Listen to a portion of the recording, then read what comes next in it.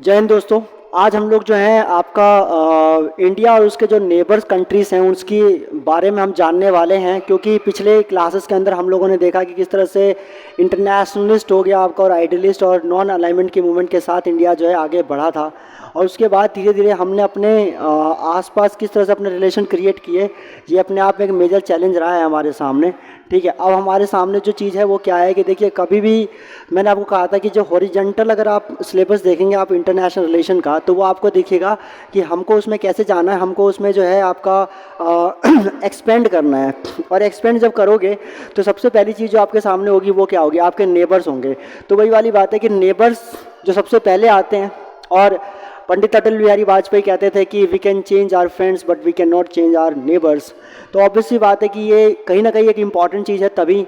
और दूसरी बात क्या है कि चाणक्य की जो मंडल की पॉलिसी होती थी उसमें वो कहते थे कि भाई दोस्त का दुश्मन का दुश्मन जो होता है वो हमारा दोस्त होता है। और ऐसे में और साथ में वो ये भी कहते थे कि the neighbours are your natural enemy.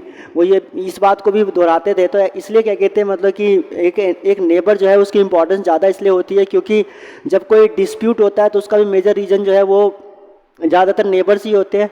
और जब कोई डिस्प्यूट होता है तो आपके रिश्तेदार आपको बचाने, आपको समर्थन करने बाद में आते हैं, लेकिन सबसे पहले आपके नेबर्स आपके सामने खड़े, आपके साथ खड़े होते हैं। अगर वो नेबर आपके अगर आपको सपोर्ट करता है या आपकी आपकी आइडियोलॉजी को सपोर्ट करता है तो यकीनन सबसे पहले वही आपके साथ खड़ा होगा।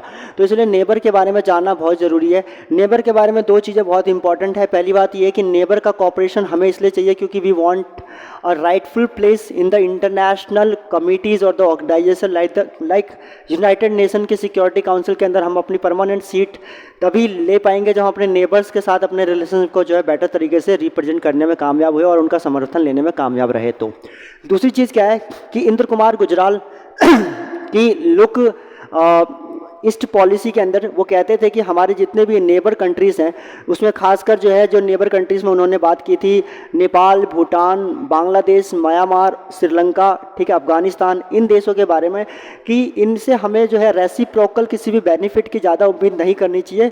और जितना ज़्यादा हो सके हम इन्हें कॉन्फिडेंस में लेने के लिए इनका ट्रस्ट और इनका जो फेथ और आपका जो ट्रस्ट है क्या कहते हैं इसको गैदर करने के लिए जो है हमें लेने के लिए या पाने के लिए हमें जितनी हो सके इनकी मदद करनी चाहिए। ठीक है, साथ में हमारे आसपास में जितने भी फॉरेन कंट्रीज़ हैं और अपनी जो मतलब कि अपनी जो नेबर कंट्रीज़ और अपनी जो कंट्री है इनका इस्तेमाल साउथ एशिया की किसी भी कंट्री का इस्तेमाल जो है वो किसी भी ऐसे दूसरे देश के लिए ना हो जो कि यहाँ पर वो एंटी इंडियन या कह लीजिए कि एंटी साउथ एशियन मूवमेंट को जो है प्रमोट करता हो, या हमारे मतलब कि हमारे यहाँ पे जो है किसी तरह की आपका डिस्टर्बेंस क्रिएट करने के लिए यूज़ कर रहा हो हमारे लैंड को। तो ऐसा नहीं होना चाहिए। That is very important. और भी इंद्र कुमार गुजराल कहते थे अपने में कि भाई उसमें हमें सबसे ज़्यादा फोकस जो उनका रहता था वो आपका लुक ईस्ट का, मतलब जो है साउथ ईस्ट एशिया के पास जो देश हैं उनकी तरफ भी हमें देखना चाहिए। हमारी पॉलिसी हमेशा वेस्ट को देखने की रही है, लेकिन हमें ईस्ट पे भी फोकस रखना पड़ेगा क्योंकि आफ्टर ऑल ये इंडो पैसिफिक के अंदर जो आपका जितने भी कंट्रीज़ हैं साउथ ईस्ट एशिया के वो बहुत इंपॉर्टेंट रोल प्ले करते हैं। और साथ में साउथ चाइना सी के अंदर जो है चाइना का एक्सपेंशन जो बढ़ता जा रहा है उसको रोकने में भी जो है सबसे ज़्यादा मददगार जो है वो आपके साउथ ईस्ट एशिया के नेशंस ही है। साथ में इंडियन ओशियन से लेकर और पैसिफिक ओशियन के बीच में जितने भी देश हैं इनको अगर हम सपोर्ट करते रहेंगे तो ये रूट भी हमारे लिए काफ़ी क्लियर रहेगा वेस्ट तक पहुँचने का। तो उसके बाद कितने सारे और भी रीजन्स हैं जिन रीजन्स के बारे में हम धीरे धीरे जानेंगे। तो मैंने यहाँ पे मैप क्रिएट कर रखा है और इस मैप के अंदर जो है लगभग मैंने सारे देशों को जो है यहाँ पर रखा है। इधर मैंने भारत का नक्शा बीच में बना रखा है और इधर आपका अफगानिस्तान है, पाकिस्तान सबसे पहले अगर मैं बात करूं, इधर श्रीलंका हो गया आपका, इधर बांग्लादेश हमारे पास है, इधर आपका जो है म्यांमार हो गया, इधर चाइना हो गया, इधर नेपाल, भूटान। ठीक है, ये हमारे जो 7-8 देश है। ठीक है, इन 8 देशों को पहले रखा है। मॉरिशस को मैंने इसमें नहीं काउंट किया है। मॉरिशस के बारे में हम किसी और सेपरेट लेक्चर में देखेंगे। बट जब सबसे पहले जिन कंट्रीज़ को हमने इसमें रखा हुआ है मैं चाहता हूँ कि उनके बारे में जो इंपॉर्टेंट पॉइंट्स है उसके बारे में आपसे बात की जाए। सबसे पहले मैं स्टार्ट करूँगा अफ़गानिस्तान से, क्योंकि अफ़गानिस्तान के अंदर आपको पता है रिसेंट टाइम में जो है काफ़ी मतलब एक तरह से जो है एक डिस्टर्बेंस काफ़ी ज़्यादा मतलब कि अफ़गानिस्तान में फैला हुआ है, क्योंकि 2001 में एंटर हुआ यूएसए जो है, जिसने अफ़गानिस्तान के अंदर डेमोक्रेसी को इस्टेब्लिश करने की पुरजोर कोशिश की। साथ में जो है वहाँ पर जो एंटी टेररिस्ट मतलब कि जो टेररिज्म एक्टिविटीज़ होती थी उसको उस पर लगाम लगाने की भी काफ़ी कोशिश की। और लगभग 20 साल के इस कश्मकश के बाद जो है अमेरिका जो है वो अफ़गानिस्तान से निकल चुका है, ठीक है। और अब जो है जब जैसे ही अमेरिका जो है वो अफ़गानिस्तान से निकला तो वहाँ का जो एक एक्सट्रीमिस्ट ऑर्गेनाइजेशन है दैट इज़ तालिबान ने जो है वहाँ के मतलब कि गवर्नमेंट पे वहाँ पे पूरे अफ़गानिस्तान पे कब्ज़ा कर लिया है। और वो लोग जो हैं अपनी गवर्नमेंट को रन करने के लिए तैयार मतलब बैठे हुए हैं। आज ही मैंने यूनाइटेड नेशन में उनके एक रिप्रेजेंटेटिव है, मैं नाम भूल रहा हूँ, शायद सुहेल समथिंग नाम है उनका मैं स्टेटमेंट सुन रहा था। वो ये कह रहे थे कि जैसे कि इंडिया के जर्नलिस्ट उनसे पूछ रहे थे कि क्या वो अफ़गानिस्तान के अंदर डेमोक्रेसी को दोबारा रिस्टोर करेंगे। तो उन्होंने कहा कि जिस तरह से इंडिया अफ़गानिस्तान के बारे में सोच रहा है वैसे अफ़गानिस्तान नहीं चल सकता, वैसे ही जैसे कि इंडिया जो है वो अफ़गानिस्तान के हिसाब से नहीं चल सकता। तो कुल मिला के ये एक तरह से एक आइडिया लग रहा है कि अफ़गानिस्तान अभी डेमोक्रेसी को बहाल करने के बिल्कुल भी फिराक में नहीं है, बिल्कुल भी मूड में नहीं है। वो सबसे पहले बस यही चाहता है कि किसी भी तरीके से जो है आपका अफ़गानिस्तान के अंदर पहले तो माहौल को स्टेबलाइज़ किया जाए और दूसरा जो है वहाँ पर जो है अपने एक्सट्रीमिस्ट आइडियोलॉजी के अकॉर्डिंग जो है पूरे देश का डेवलपमेंट करें, ठीक है। और जो है अपने आप को एक मतलब एक उभरता हुआ सूबा जो है उसके रूप में उसे मतलब कि लेकर आए दुनिया के पटल पे। तो हम देखते हैं कि अफ़गानिस्तान अगर इंडिया के रिलेशन की बात की जाए तो हमारे बीच में ट्रीटी ऑफ फ्रेंडशिप जो है वो 1950 में साइन हुआ था। 1948 में जो है वो अफ़गानिस्तान आज़ाद हुआ। उसके 2 साल बाद ही जो है ट्रीटी ऑफ फ्रेंडशिप जो है 1948 में हमने अफ़गानिस्तान के साथ साइन की। उसके बाद जो है 1950 से लेकर 1979 तक लगभग हालात नॉर्मल रहे। हम भी अपने इधर डेवलपमेंट एक्टिविटीज़ में लगे हुए थे और वो लोग भी अपने जो इंटरनल अफेयर्स थे उसमें लगे हुए थे। लेकिन 1979 से हालात थोड़े बदलने स्टार्ट हुए अफ़गानिस्तान के अंदर। जब 1979 में अफ़गानिस्तान के अंदर जो है वो आपका यूएसएसआर का जो है मतलब कि कब्ज़ा हुआ, जो इन्वेजन हुआ। तो यूएसएसआर ने 1979 में जब यूएसएसआर अफ़गानिस्तान के अंदर इन्वेजन किया वहाँ से हालात परिवर्तन हुए, क्योंकि वहीं से जो है एक टसल स्टार्ट हो गया यूएसएसआर और आपका अमेरिका के बीच में। यूएसए ने जो है वो पाकिस्तान के गिलगिट बाल्टिस्तान के रीजन जो कि पीओके के अंदर आता है, जिसे वो आज़ाद कश्मीर के नाम से पुकारते हैं, जो कि इंडिया का जो है इंडिया जिसको क्लेम करता है कि वो इंडिया का अपना हिस्सा है, and that is the part of India, that is actually the part of India, but the Pakistan claims that is a part of the independent Kashmir. तो आज़ाद कश्मीर का हिस्सा बताता है उसे, और उसे जो है एज पर शिमला एग्रीमेंट जो है उसे आपका पाकिस्तान ऑक्यूपाइड कश्मीर के रूप में या यूँ कह लीजिए पीओके की मान्यता उसे दी गई है, ठीक है। और फिलहाल जो है हमारे उनके बीच में जो है ये सीज़ फायर लाइन के रूप में देखी जाती है। उसके बाद क्या है कि आपका जो है सीज़ फायर लाइन के बाद मैं अगर बात करूँ सीज़ फायर लाइन के बाद अगर मैं बात करूँ तो आपका जो है तो क्या कहते हैं अब अमेरिका जो है वो अफ़गानिस्तान में जब उसने देखा कि यूएसएसआर घुस गया है तो उसने भी सोचा कि मैं भी किसी तरीके से जो है मतलब कि वहाँ पे पहुँचूँ। और उसने क्या किया, उसने जो है वहाँ पहुँचने के लिए जो है आपका उसने पाकिस्तान की मदद मांगी। और पाकिस्तान के अंदर मैंने बताया कि पीओके के अंदर एक जगह है गिलगिट बाल्टिस्तान, वहाँ पर उन्होंने अपना कॉन्सुलेट खोला। और वहाँ से वो क्या करते थे, वहाँ से जो है वो लोग अफ़गानिस्तान के अंदर जो है वहाँ के एक्सट्रीमिस्ट जो थे, जो कि डेवलपमेंट एक्टिविटीज़ जो हो रही थी यूएसएसआर के द्वारा या जो वहाँ के गवर्नमेंट के द्वारा, जो अफ़गानिस्तान के जो गवर्नमेंट के द्वारा, डेमोक्रेटिक गवर्नमेंट के द्वारा जो वहाँ पे नॉट डेमोक्रेटिक आई विल से बट द डेवलपमेंट जो आपकी गवर्नमेंट थी उसके द्वारा जो वहाँ पर डेवलपमेंट हो रहा था, ठीक है। तो इससे क्या हुआ कि उसके खिलाफ उसने एक्सट्रीमिस्ट को भड़काना शुरू करवा दिया कि आपके मजहब पर ये अटैक कर रहे हैं, क्योंकि ये लोग जो हैं अब फीमेल्स को जो है मतलब कि बिना हिजाब और बिना बुरके के जो है मतलब कि पढ़ाई के लिए बुला रहे हैं। और ये लोग जो है मतलब आपका इस्लामिक कोई भी चीज़ होती है उसको स्कूल में नहीं प्ले करवाते, कॉलेज में प्ले नहीं करवाते। इस तरह की चीज़ें क्या कहते हैं मतलब कि उन्होंने जो है भड़कानी शुरू कर दी। उन्होंने कहा कि ये आपके मजहब पे खतरा है। और इस तरह से वहाँ के एक्सट्रीमिस्ट ग्रुप को ये आर्म्स एंड एमुनेशन प्रोवाइड करके फाइनेंशियल असिस्टेंस देने के बाद जो है अमेरिका ने वहाँ पर जो है एक ग्रुप जो है वो मतलब कि ओपन करवाया अफ़गानिस्तान के अंदर, एक्सट्रीमिस्ट ग्रुप, जिसका नाम था मुजाहिदीन। तो मुजाहिदीन जो है वो एग्जिस्टेंस में आया तालिबान आपका जो है मतलब कि अफ़गानिस्तान के मतलब कि अमेरिका के सपोर्ट के बाद। लेकिन बाद में जो है आपका 1991 में जब यूएसएसआर जो है वो उसका डिसइंटीग्रेशन हो गया, तो डिसइंटीग्रेशन ऑफ यूएसएसआर जो है उसकी वजह से क्या हो गया कि यूएसएसआर वहाँ से वापस चला गया और अफगानिस्तान जो है वो फिर इंडिपेंडेंट हो गया 1991 के अंदर।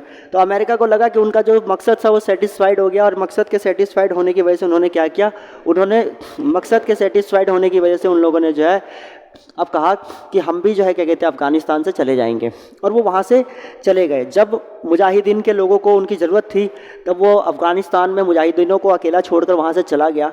इसकी वजह से क्या हो गया कि वहाँ पर जो है मतलब कि स्टूडेंट्स विंग जो थे, कुछ जो नई यूथ थी वो थोड़ा सा खफा हो गई। वहाँ के स्टूडेंट विंग्स ने मिलकर जो है स्टूडेंट्स को कहा जाता है, मतलब कि आपका खैबर पश्तो में शायद मेरे हिसाब से तालिब कहा जाता है, और उन्हीं तालिब लोगों ने मिलकर जो है अपना ग्रुप बनाया जिसका नाम था तालिबान। तो तालिबान नाम का जो है ग्रुप जो है वो आफ्टर ऑल क्या कहते हैं मतलब कि एग्जिस्टेंस में आया, और बाद में उन दोनों ने मिलकर आपका जो है आपका तालिबान 1996 में आया। 1996 में जब तालिबान आया तो तालिबान के आने के बाद जो है आपका उनने उनने मुजाहिदीन को और तालिबान दोनों ने मिलकर आपस में एक संगठन और बनाया जिसका नाम था अल-कायदा। और अल-कायदा ने 2001 के अंदर जो है अमेरिका के अंदर जो है वो ट्रेडिंग सेंटर के ऊपर जो है अटैक कर दिया न्यूयॉर्क में समथिंग आई थिंक और उसमें लगभग जो है काफ़ी मतलब कि 300 से ज़्यादा लोग जो है उसके अंदर 300 परिवार के लोग मारे गए थे इसके अंदर, ठीक है।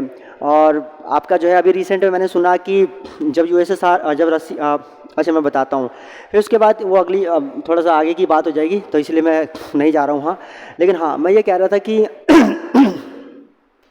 आपका जो है क्या कहते हैं यहाँ पर क्या हुआ, अमेरिका के ऊपर अटैक कर दिया इन लोगों ने। अमेरिका पे जब अटैक कर दिया तो अमेरिका गुस्से में आ गया, और अमेरिका के गुस्से में आने की वजह से क्या हो गया कि अमेरिका ने जो 2001 के अंदर अफगानिस्तान के अंदर एंट्री कर दी, ठीक है। अब ध्यान से सुनना, ध्यान, क्योंकि मैं ये कहानी बता रहा हूँ आपको। देखो सबसे पहले 1950 में इंडिया और क्या कहते हैं अफगानिस्तान की जो है ट्रीटी ऑफ फ्रेंडशिप हुई, ठीक है। उसके बाद जो है 1979 में अफगानिस्तान के अंदर यूएसएसआर घुस गया। उसका मुजाहिदीन और अलकायदा का फॉर्मेशन कैसे हुआ मैंने आपको बताया, तालिबान का कैसे फॉर्मेशन हुआ ये बताया मैंने आपको। उसके बाद जो है आपका 2001 के अंदर ट्रेडिंग सेंटर में अटैक हुआ अमेरिका के, और उसके बाद अमेरिका जो है अपना बदला लेने के लिए वापस घुस जाता है अफगानिस्तान के पठारी इलाके के अंदर। 2001 के अंदर घुसता है, 2001 से लेकर 2020 तक वो जो है वहाँ के अफगानिस्तान के मिलिट्री को जो है ट्रेन करता है, उनको आर्म्स एंड एम्युनिशन देता है, और तालिबानियों के खिलाफ लड़ने की साजिश करता, मतलब कि क्या कहते हैं तालिबानियों के खिलाफ जो है मतलब लड़ने के लिए जो है पूरी तरह से तैयार करता है। लेकिन 2020 में क्या हुआ कि फाइनली जब जो बाइडन प्रेसिडेंट बन के आए 20 जनवरी 2022 को, तो उन्होंने जो है वहाँ की मतलब कि आर्मी से बोला कि अब आप लोग वापस आ जाइए, आप लोगों ने अपना काफ़ी खून बहा दिया अमेरिका के लिए, और आप लोगों को अब जो है वहाँ से आने की आवश्यकता है, अब आप लोग वहाँ से वापस आ जाइए, आपकी फैमिली आपका वेट कर रहे हैं। वहाँ के जैसे ही इन्होंने ऑर्डर दिया वहाँ पर अमेरिका की आर्मी जो है सब कुछ मतलब कि अपना जो सामान वामान था वो लेकर वहाँ से निकल पड़ा, और जैसे ही निकला वैसे तालिबान जो है वो छुपा हुआ जो था वो तालिबान उठकर बाहर आ गया, और उसने क्या कर लिया, अफगानिस्तान में कब्जा कर लिया, ठीक है। और आपका जो है उसके बाद अभी बहुत बुरा हाल है अफ़गानिस्तान के अंदर जो है वहाँ पर मतलब कि जो वहाँ के राष्ट्रपति थे गिलानी, वो भी वहाँ से भाग चुके हैं, ठीक है। और उसके बाद जो है आपका काफ़ी बुरा हाल है वहाँ पर, बता रहे हैं कि मतलब कि एजुकेशन को पूरी तरह से रोक दिया गया है। अभी धीरे धीरे स्टार्ट भी हुआ है, लेकिन लगभग बीच में जो हालत थी एजुकेशन रोक दिया गया, काफ़ी सारे लोग वहाँ से पलायन हुए, काफ़ी लोगों की जान ली गई, और काफ़ी ज़्यादा ह्यूमैनिटेरियन जो है मतलब कि लॉस वहाँ पे हुआ है, हाँ, ठीक है। उसके बाद जो है अभी बाकी देशों ने कहा है कि मतलब कि हम जो है अफ़गानिस्तान को जो है ह्यूमैनिटेरियन असिस्टेंस देंगे, इसमें इंडिया जो है वो सबसे आगे है, ठीक है। अब इंडिया ने अभी हाल ही में क्या कहते हैं मतलब कि जो है आपका 50,000 टन जो है आपका मतलब भेजा था हमने, 50,000 टन आई थिंक मेरे को ध्यान नहीं आ रहा, हमने जो है वहाँ पे अनाज भेजा था। और अभी जो है फूड प्रोग्राम क्या कहते हैं वर्ल्ड फूड प्रोग्राम के साथ मिलकर जो है हमने एक ह्यूमैनिटेरियन असिस्टेंस के ऊपर साइन किया, जहाँ पे हम 50,000 टन जो है आपका वीट हम भेजेंगे अफ़गानिस्तान के अंदर, वहाँ के मतलब हालात को सुधारने के लिए, क्योंकि वहाँ पे लोग मतलब भूख से भी क्या कहते हैं काफ़ी लोगों की जान जा रही है। बता रहे हैं कि वहाँ पर जो है खाने की इतनी कमी हो गई है कि लोग मतलब अपना क्या कहते हैं मतलब कि आई विल से कि अपना अपने आप को बेच दे रहे हैं, अपने बच्चों को बेच दे रहे हैं वहाँ पर खाने के लिए, दैट इज़ ऑल। तो इंडिया जो है वो हमेशा से मदद करते हुआ आया है ये अफ़गानिस्तान की। और 2001 में जब जब अमेरिका वहाँ पे घुसा था तो उसने इंडिया से बोला कि आप हमारी मदद कीजिए, क्योंकि उसने उसको लगा कि जिस पाकिस्तान की मदद मैं ले रहा था शायद उस पाकिस्तान की मदद मुझे नहीं लेनी चाहिए थी, ठीक है। उसकी मदद लेने की वजह से क्या हुआ, उसकी मदद लेने की वजह से जो है आपका 2001 का ट्रेड सेंटर पे अटैक हो गया, क्योंकि वहाँ पे कहते तहरीक तालिबान का भी क्या कहते हैं हाथ था उसके अंदर, जो पाकिस्तान के अंदर तालिबान का एक एक्सट्रीमिस्ट ब्रांच कह सकते हैं आप, ठीक है ना, दैट इज़ अवेलेबल। और आपका जो है उसके बाद अगर मैं बोलूँ क्या कहते हैं आपका जो है आगे अगर हम चले, ओसामा बिन लादेन भी जो है वो भी आपका पाकिस्तान और अफ़गानिस्तान के बीच के बॉर्डर के पास ही पाया गया था, खैबर पख्तूनख्वा के पास। तो लगभग जो है आई थिंक क्या कहते हैं फेडरल एडमिनिस्ट्रेटिव आपका जो है ट्राइबल जो एरिया है शायद उसके अंदर पाया गया था, जहाँ तक मुझे आइडिया आ रहा है। खैर, तो बाद में मार दिया गया ओसामा बिन लादेन को 2008 में शायद समथिंग। और उसके बाद जो है इंडिया ने अमेरिका ने इंडिया से काफ़ी हेल्प मांगी, और अमेरिका ने जो है वहाँ पर काफ़ी सारे डेवलपमेंटल प्रोजेक्ट्स वहाँ पे लगा रखे हैं। और उन डेवलपमेंटल प्रोजेक्ट्स में इंडिया का लगभग 3.1 बिलियन यूएस डॉलर का जो है इन्वेस्टमेंट है। और वो इन्वेस्टमेंट हमारा जो है अगर चला गया, जो हमने किया हुआ है, वो हमारे लिए मतलब बहुत प्रॉब्लम हो जाएगा। हमारे सामने अफ़गानिस्तान के अंदर 3 मेजर चैलेंजेस है। पहला चैलेंजेस हमारे पास अफ़गानिस्तान के अंदर ये है कि हमारा जो 3.1 बिलियन यूएस डॉलर का जो इन्वेस्टमेंट है हमें वो रिकवर करना है। दूसरी चीज़ ये है कि हमें उसे प्रोटेक्ट करना है। और दूसरी चीज़ ये है कि अफ़गानिस्तान की धरती को जो है मतलब कि वो एंटी टेररिस्ट एक्टिविटीज़ मतलब टेररिस्ट एक्टिविटीज़ के लिए जो है उसे यूज़ ना किया जाए, उसे हमें रोकना है, ठीक है। और तीसरी चीज़ ये है कि पाकिस्तान काबुल के मतलब काफ़ी करीब पहुंच रहा है, ठीक है, तो हमें उसे काबुल के करीब जाने से भी रोकना है, जिससे कि अफ़गानिस्तान पाकिस्तान में बॉन्डिंग ना बढ़े, क्योंकि अगर इनके बीच में कोई बॉन्डिंग बढ़ती है तो वो हमें बहुत नुकसान देगा, नो डाउट। उसके बाद अगर मैं बात करूँ कि हमारी कौन कौन सी मेजर जो इन्वेस्टमेंट है अफ़गानिस्तान के अंदर अगर हम देखें, तो उसमें हमारा सबसे मेजर इन्वेस्टमेंट ये है कि सबसे पहला तो हमारा ये कह सकते हैं आपकी जो है हम 218 किलोमीटर का जो है वो आपका जैरांज से लेकर और डेलाराम तक जो है हम एक सड़क बना रहे हैं साउथ वेस्ट अफ़गानिस्तान के अंदर, ठीक है। आपको ये लोकेशन यहाँ मिलेगा, जैरान से लेकर डेलाराम तक हम जो है 218 किलोमीटर की जो है एक सड़क बना रहे हैं, ठीक है ना, हमारा रोड प्रोजेक्ट है। और इसमें भी हमारा काफ़ी पैसा लगा हुआ है। दूसरा जो हमारे पास है वो ये है कि हम लोग जो है हेरात के अंदर वेस्टर्न अफ़गानिस्तान के अंदर हेरात के अंदर हम लोग जो है सलमा डैम बना रहे हैं, वो भी क्या कहते हैं हमारी सेकंड क्या कहते हैं हमारी इन्वेस्टमेंट है। उसके बाद अगर हम देखें 220 किलोवाट का जो है हमने डीसी ट्रांसमिशन जो है वो भी लगाया हुआ है पूले खुमरी से लेकर और आपका काबुल तक, पूले खुमरी से लेकर काबुल तक 218 सॉरी क्या कहते हैं 220 किलोवाट का, 218 का तो हमने क्या कहते हैं रोड बना रखा, रोड प्रोजेक्ट है जरान से लेकर दिलाराम तक। उसके बाद 220 क्या कहते हैं केवी तक, केवी हमारा जो है वहाँ पर क्या कहते हैं आपका जो है डीसी ट्रांसमिशन जो है वो पूले खुमरी से लेकर और काबुल तक हमारा तीसरा इन्वेस्टमेंट है, ठीक है, दूसरा इन्वेस्टमेंट है। तीसरा इन्वेस्ट मैंने बताया कि हेरात के अंदर सलमा डैम हम बना रहे हैं। उसके बाद जो है काबुल के अंदर हम काबुल के पार्लियामेंट का भी हम क्या कहते हैं मतलब कि क्या कहते हैं अफ़गानिस्तान के अंदर अफ़गान पार्लियामेंट का भी कंस्ट्रक्शन हम लोग करवा रहे हैं। साथ में जो है आपका वहाँ पर Indira Gandhi institute of child health जो है उसका भी हम निर्माण करवा रहे हैं। और साथ में जो है हमारा हबीबिया स्कूल जो है वो भी हम वहाँ पे बनवा रहे हैं। उसके बाद जो है हमारा 220, 110 और 20 केवी का जो है सब स्टेशन जो है वो भी हम लगा रहे हैं आपका चिमताला में। तो चिमताला में ये हमारी 5 मेजर इन्वेस्टमेंट है। कौन सी है? सबसे पहले तो अगर हम देखें तो सबसे पहली बात है कि जैरान से लेकर डेलाराम तक जो है हमारी क्या है, हमारी 218 किलोमीटर का रोड प्रोजेक्ट है। दूसरा जो है हमारा क्या है 220 केवी का जो है हमारा क्या कहते हैं 220 केवी का हमारा ट्रांसमिशन है, डीसी ट्रांसमिशन है। 220 के क्या कहते हैं केवी का डीसी ट्रांसमिशन है हमारा काबुल के अंदर, जो कि पूरे खुमरी से लेकर और आपका काबुल तक जाएगा हमारा पूरा का पूरा। तीसरा जो है वो हमारा क्या है अफ़गान पार्लियामेंट बना रहे हैं हम लोग, ठीक है।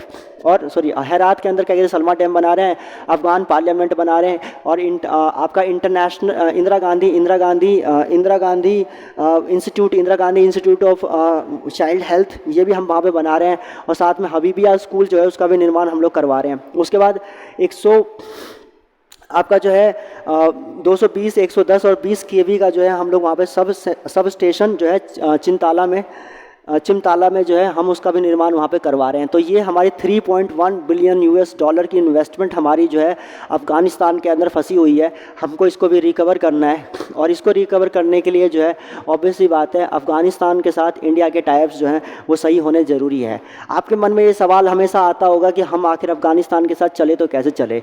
देखिए स्टार्टिंग में इंडिया ने पॉलिसी फॉलो की थी कि हम लोग म्यूट स्पेक्टेटर बन के नहीं चलेंगे, नो डाउट, ठीक है। हम लोग म्यूटली जो है स्पेक्टेटर का रोल प्ले नहीं करेंगे अफगानिस्तान के अंदर, तमाशबीन जो देख रहा हो सिर्फ तमाशा आंख बंद करके, वो हम रोल प्ले नहीं करेंगे। बट या definitely for a point of time we have the policy of wait and watch. हम थोड़ा टाइम तक हम चाहते हैं कि वेट एंड वॉच की पॉलिसी हम लोग को रन करें। रीज़न क्यों? क्योंकि एक बार देख लेते हैं कि तालिबान की क्या एक्टिविटीज़ है, वो किस तरह से चलना चाह रहा है। क्योंकि अगर अगर हमने उनके इंटरनल अफेयर्स में अगर हमने डिस्टर्बेंस क्रिएट करनी अभी स्टार्ट कर दी, तो हमारा जो है हमारी तरफ जो है एक नेगेटिव पर्सपेक्टिव बन सकता है। और यू नो दैट कि हमारे पास ऑलरेडी दो साइड से हमारे पास जो है मतलब एनिमीज़ खड़े हैं। एनिमीज़ के तौर पे हमारे जो है नेबर्स हैं, that is Pakistan and China. और ऐसे में अगर अफगानिस्तान अगर उनके टीम में चले जाता है या उनके पाले में चले जाता है, तो हमारे लिए एक बहुत बड़े एक बॉर्डर, एक इंटरनल सिक्योरिटी को एक बहुत बड़ा थ्रेट आ जाएगा। तो इस चक्कर में जो है हम इतनी जल्दीबाजी नहीं दिखा सकते, और जितना ज़्यादा हो सके इंडिया को अभी जो है ह्यूमैनिटेरियन असिस्टेंस के ऊपर फोकस करना चाहिए, जैसे कि हम कर भी रहे हैं। हमने 50,000 आपका जो है टन जो है क्या कहते हैं गेहूँ हम वहाँ पे भेजने का हमने वर्ल्ड फूड प्रोग्राम से हमने बात कर ली है, ठीक है। साथ में अमेरिका भी इस बात को समझ रहा है। अमेरिका बेसिकली क्या है, जब अमेरिका यहाँ पर था तो अमेरिका ने टोटल जो है लगभग 9 बिलियन यूएस डॉलर जो है उसने यहाँ से इनकम जो है जनरेट की थी। मतलब वहाँ की इनकम गवर्नमेंट से, मतलब कि गवर्नमेंट को इनकम इतनी करवाई थी उन्होंने। और वो जो इनकम करवाई थी उसमें से लगभग आपका मैं कहूँ कि 7 बिलियन की जो आपकी जो उसकी रिवेन्यू थी वो अमेरिका के पास थी, यूएसए के पास थी। और बाकी 2 बिलियन जो है डॉलर वो बाकी देशों के पास क्या कहते हैं उसकी जो है रिवेन्यू मतलब रिवेन्यूज़ पड़ी हुई थी अफगानिस्तान की, जिसमें से 7 बिलियन जो यूएस डॉलर जो आपकी रिवेन्यू अमेरिका के पास थी, यूएसए के पास थी। अमेरिका उसमें से 3.5 बिलियन यूएस डॉलर जो है वो अफगानिस्तान को वापस दे रहा है। अब आप लोग पूछेंगे कि 3.5 बिलियन यूएस डॉलर ही क्यों दे रहा है, जबकि 7 बिलियन यूएस डॉलर जो है वो अफगानिस्तान का रिवेन्यू अमेरिका के पास अगर ड्यू है, तो इतना क्यों दे रहा है, वो आधा ही क्यों दे रहा है सिर्फ। तो इसका कारण ये है कि वो 3.5 बिलियन यूएस डॉलर जो है वो उन 300 परिवारों को बांटने की बात कर रहा है, जो कि 2001 के आपका ट्रेड सेंटर के अंदर जो मारे गए थे उनके परिवार, जो 300 परिवार थे, उनको जो है वो एक डैमेज कंट्रोल के लिए उन लोगों को ये सारे अमाउंट्स को डिस्ट्रीब्यूट किया जाएगा 3.5 बिलियन यूएस डॉलर को। और बाकी 3.5 बिलियन यूएस डॉलर जो है वो अफगानिस्तान को लौटा दिया जाएगा एज अ ह्यूमैनिटेरियन असिस्टेंस भी कह सकते हो, या यूँ कह लो कि उनका हक है भाई, उन्हीं का पैसा है तो किसको दोगे तुम। ये पूरी की पूरी चीज़ सिर्फ दो चीज़ें, पहली बात wait and watch, and second is a humanitarian assistance को जितना हम प्रमोट कर सकते हैं उतना हम प्रमोट करें, ठीक है। और अफगानिस्तान जानता है कि हिंदुस्तान उसका एक अच्छा दोस्त है, ठीक है। और आपका जो है बाकी पाकिस्तान के साथ उसकी झड़प अभी लगातार सुनने को मिली है, ठीक है। आगे भी हो सकता है कि ऐसी झड़प और सुनने को मिले। जितना पाकिस्तान अफगानिस्तान के से दूर जाएगा उतना ज़्यादा जो है अफगानिस्तान हमारी टीम में जाकर गिरेगा। तो I think we should just wait and watch what is going to happen in the future point of time. Till the time we just need to focus upon the humanitarian assistance in Afghanistan, because that is important for the purpose of humanity. And secondly, I will speak about the international relation between Afghanistan and India. ये अफ़गानिस्तान के बारे में पूरी information थी। बाकी और current affairs में क्या क्या चल रहा है वो सारी चीज़ें आप स्टडी कर सकते हो। 26 नवंबर आई थिंक 26 सितंबर 2021 को जो है मतलब कि अफ़गानिस्तान ने अपनी सरकार बना ली थी, ठीक है। अफ़गानिस्तान ने अपने गवर्नमेंट का फॉर्मेशन किया था। अफ़गानिस्तान का वो जो है क्या कहते हैं मतलब कि आपका यूँ कह लीजिए कि कॉन्स्टिट्यूशनल डे या ये कह लीजिए फॉर्मेशन ऑफ गवर्नमेंट डे मनाया जा सकता है 26 सितंबर को। ये वही दिन है 26 सितंबर शायद 2001 जिस दिन ट्रेड सेंटर के ऊपर अमेरिका के अंदर हमला हुआ था। उसको चिढ़ाने के लिए अफ़गानिस्तान ने जो है अपना ये डेमोक्रेटिक डे जो है सिलेक्ट किया है। अब आगे इसके बाद जो दूसरा हमारा जो कंट्री है दैट इज़ आपका आई विल से पाकिस्तान। अब हम पाकिस्तान में फोकस करने जा रहे हैं। जस्ट वेट एंड वॉच, हम इसे कंटिन्यू करेंगे, ठीक है। I am just coming.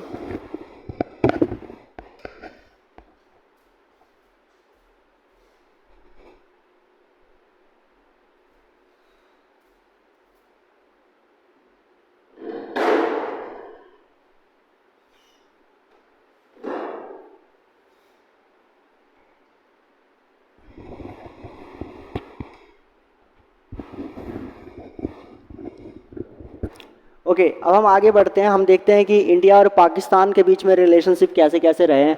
और इंडिया और पाकिस्तान के बीच में रिलेशनशिप को समझने के लिए जो है हमें फिर थोड़ा सा डिटेल में जाना पड़ेगा, क्योंकि इंडिया और पाकिस्तान के बीच में जो रिश्ते हैं वो तभी से हैं जब से कि देश आज़ाद हुआ है। You know very well about these things, ठीक है।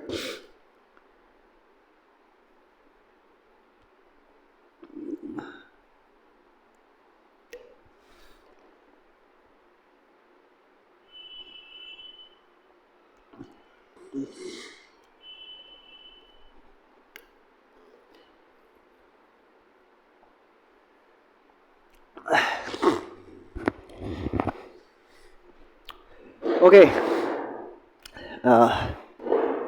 let's have the discussion about India and Pakistan relations। और ये बहुत इम्पोर्टेंट होने जा रहा है देखिए हमारे लिए। पहली बात तो पाकिस्तान का अगर मैं एरिया आप लोगों को दिखाऊं तो पाकिस्तान का एरिया कुछ इस तरीके से है। साउथ में उसके पास दो स्पेशल लोकेशन है, एक बलूचिस्तान और एक सिंध। ठीक है, ये बलूचिस्तान का एरिया हो गया और ये सिंध का एरिया हो गया। बलूचिस्तान भी हालांकि डिवाइडेड है, बिल्कुल एक्सट्रीम साउथ में जो है सुदूर दक्षिण, अगर पाकिस्तान का हिस्सा देखा जाए तो बलूचिस्तान ही बल्कि वो मकरान पड़ता है। और इसी सिंध और आपका बलूचिस्तान के पास जो है, यहाँ पर जो है अरब सागर के पास दो इसके पोर्ट हैं इंपॉर्टेंट, एक सिंध में इसका कराची और इधर उधर जो है उसका ग्वादर पोर्ट है। ग्वादर पोर्ट में आपको पता है कि सी पैक जो है चाइना और जो है आपका पाकिस्तान का जो है यहाँ पर चल रहा है, चाइना पाकिस्तान इकोनॉमिक कॉरिडोर, जो कि पाकिस्तान के जिनजियांग प्रोविंसेस से लेकर जो है ग्वादर तक यहाँ तक जाता है। ठीक है, ध्यान रखेंगे। और that is a different thing. We are not going to talk about India Pakistan and China's relation, but right now we are focused upon the relationship between India and Pakistan. अब हम देखते हैं कैसे कैसे इंडिया और पाकिस्तान का जो ये रिलेशनशिप है वो डेवलप हुआ। सबसे पहले आपको पता है कि 1947 में जब देश आज़ाद हुआ तो हमारा देश जो था पहले वो एक मतलब कि यहाँ से लेकर ये पूरा का पूरा हिस्सा हमारा ही हुआ करता था। बाद में 1947 में क्या हुआ कि इंडिया और पाकिस्तान दो देश बने और इंडिया का पार्टीशन हो गया दो पार्ट के अंदर। So the Pakistan became a new independent state and after that we both were going to be the independent state. But हमारे पास कुछ स्टेट्स, कुछ प्रिंसली स्टेट्स को लेकर लड़ाई रही, जिसमें हैदराबाद हो गया, जूनागढ़ हो गया और आपका कश्मीर। जूनागढ़ और हैदराबाद का मामला तो हमने किसी तरह से निपटा लिया, लेकिन कश्मीर जो है, कश्मीर हमारे लिए हमेशा बोन ऑफ कंटेंशन रहा और उसका मामला जो है वो हम नहीं सुलझा पाए। 1948 में जो है 1947 में आपको पता है 22 अक्टूबर 1947 को जो है पाकिस्तान ने अपने आर्मीज़ और वहाँ के जो आपके नॉर्दर्न पाकिस्तान के जो पठान थे, जो वहाँ के एक्सट्रीमिस्ट थे, उनको भेजा इंडिया में अटैक करने के लिए श्रीनगर के अंदर और कश्मीर के अंदर। और कश्मीर में उन्होंने काफ़ी एरिया को कब्जा कर लिया, हथियार के दम पे उन्हें हथियार भी दिए, पैसा भी दिया, सब कुछ दिया और उन्होंने काफ़ी एरिया कब्जा कर लिया। बाद में इंस्ट्रूमेंट ऑफ एक्सेशन इसी वजह से, इसी डर से कि पाकिस्तान ने उन पर अटैक कर दिया और पाकिस्तान उन पर अटैक करके उनको मार न दे, तो इसी डर से जो है वहाँ के राजा हरि सिंह ने जो है 26 अक्टूबर 1947 को जो है उसने इंस्ट्रूमेंट ऑफ एक्सेशन के ऊपर साइन करके पंडित जवाहरलाल नेहरू से कहा कि आज से कश्मीर हुआ आपका, हमें मदद दीजिए। अगले दिन 27 अक्टूबर 1947 को नेहरू जी ने, सरदार पटेल जी ने, दोनों ने मिलकर अपनी आर्मी वहाँ पे उतारी। और जब वहाँ पे आर्मी को उतारा गया तो आर्मी को उतारने के बाद जब तक हम उस आर्मी से रोक पाते आपका जो एक्सट्रीमिस्ट, जो इन्वेडर्स थे, जो इंडिया में घुस गए थे, तब तक लगभग उन्होंने काफ़ी एरिया कब्जा कर लिया था। गलती हमारी बस यही रही कि हमें जो है सिर्फ उन्हें रोकना ही नहीं चाहिए था, बल्कि हमें उन्हें बाहर खदेड़ना भी चाहिए था। कश्मीर से पूरा बाहर निकाल देना चाहिए था हम लोगों को उनको, लेकिन हम लोग उन्हें बाहर नहीं निकाल पाए। और जितने एरिया तक हम उन्हें बाहर नहीं निकाल पाए कश्मीर के, उस एरिया को आज कहा जाता है पाकिस्तान ऑक्यूपाइड कश्मीर। वो एरिया जो है पाकिस्तान के अंदर आज़ाद कश्मीर के नाम से जाना जाता है। ठीक है, वो जो है आपका उसको, उसके अंदर सबसे इंपॉर्टेंट अगर लोकेशन देखेंगे तो दो लोकेशन जिसको कहा जाता है, दैट इज़ गिलगिट बाल्टिस्तान।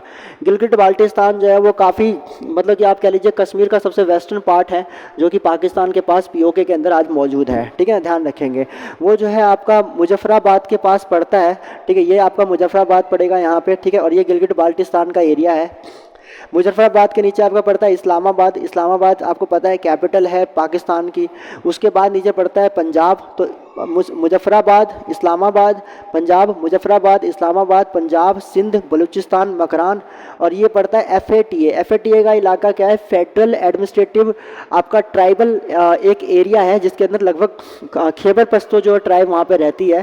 ठीक है, उसका आधा हिस्सा जो है मतलब खैबर पश्तो आधे यहाँ रहते हैं और आधे जो है वो आपका जो ईस्टर्न अफगानिस्तान का एरिया है, या यूँ कह लो साउदर्न ईस्टर्न जो अफगानिस्तान का एरिया है, वहाँ पे रहते हैं आधे से ज़्यादा खैबर पश्तो। उनकी भाषा भी खैबर और पश्तो है। यहाँ पे एक पास हुआ करता है जिसे कहते हैं खैबर पास, खैबर दर्रा। और ये वही खैबर पख्तून है जिस जगह से जो है जितने भी, चाहे आपका मोहम्मद गजनी हो 1996 एडी के अंदर, चाहे वो उसके बाद जो है आपका मोहम्मद गोरी हो जो कि 1190 में जो है यहाँ पर आया था, ठीक है। और अब्दुल, आई थिंक क्या नाम था उसका यार, 1190 में मलिक गफूर, नहीं यार चलिए उसका नाम याद नहीं आ रहा, ठीक है ना। तो कुल मिला के जो है जितने भी बड़े बड़े जो क्या कहते हैं इन्वेडर्स आए वो सारे के सारे खैबर पास से ही आते थे। खैबर पास से पहले वो पंजाब में घुसते थे और पंजाब में घुसने के बाद फिर वो दिल्ली की तरफ जो है रवाना हो जाते थे कभी भी अटैक करने के लिए। तो खैबर पख्तून यहाँ पे एक इलाका है, उसके बगल में FATA है, ठीक है। ये पूरा इलाका खैबर पख्तून माना जाता है जो कि अफगानिस्तान तक फैला हुआ है।